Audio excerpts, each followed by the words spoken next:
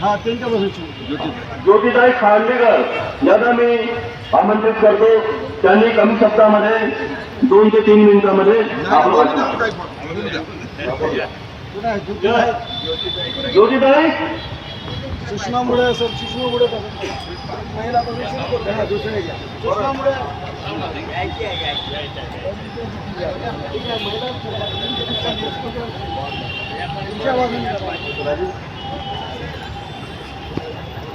याच्यापासून करा. विशू पाटील खुने. विसू पाटील खुने. विशू पाटील खुने.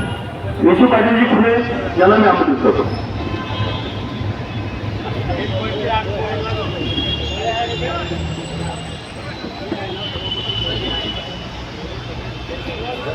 बसा खुर्ची लावा.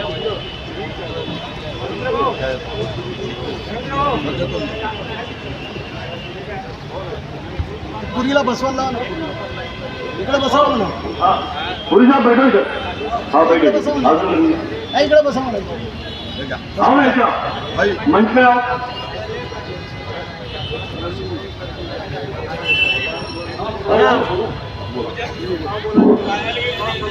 हा कागद घेतला आपण. सर्वप्रथम या ठिकाणी जिल्हा खतम निघाली भारतरत्न या देशासाठी संविधान तयार करून या देशातील जनता नसन गेली तर काय सुखी समाधानी मी वेळेवर आलो. आणि सगळ्या क्षेत्रात सुखी संपन्न राहील याच्यासाठी त्यांनी संविधान लिहिलं. आणि या संविधानाच्या आधारे या देशाचा राज्यकारभार चालू आहे. अशा महामानव बाबासाहेब आंबेडकरांच्या सर्व पुतळ्याला सर्वप्रथम मी अभिवादन करतो. सतईला लिहिलं. सतई संचालन बंधूंनो, भगिनींनो, आमचे नेते विदर्भ राज्य आंदोलन समितीचे संस्थापक त्यांना सांगून माननीय माजी आमदार वामनरावजी चटप गजबे साहेब. आणि ओ गजबे साहेब. या अरे इकडे. समितीचे संस्थापक स्वर्गीय रामभाऊ नेवळे यांची सुद्धा या ठिकाणी आता प्रामुख्यानं आठवण होत आहे. बंधूंनो, त्या स्टेजवर बसलेल्या झालेले राजपूत साहेब ज्यांनी अमरावतीचा मेळावा इतका चांगल्या प्रकारे यशस्वी करून दाखविला, त्यांचं सुद्धा मी अभिनंदन करतो. आणि आमच्या नेत्यांच्या सांगण्याप्रमाणे आपणास 2027 ही डेडलाईन देण्यात आलेली आहे. 2027 पर्यंत आपल्याला आपलं राज्य, विदर्भ राज्य हे वेगळं करून घ्यायचं आहे. कसे यशस्वी होतील याची संपूर्ण कार्यकर्त्यांनी काळजी घेण्याची अत्यंत आवश्यकता आहे. आणि वेगळा विदर्भ का हवा हे आता मी काही तुम्हाला सांगणार नाही, सर्वांना माहीत आहे.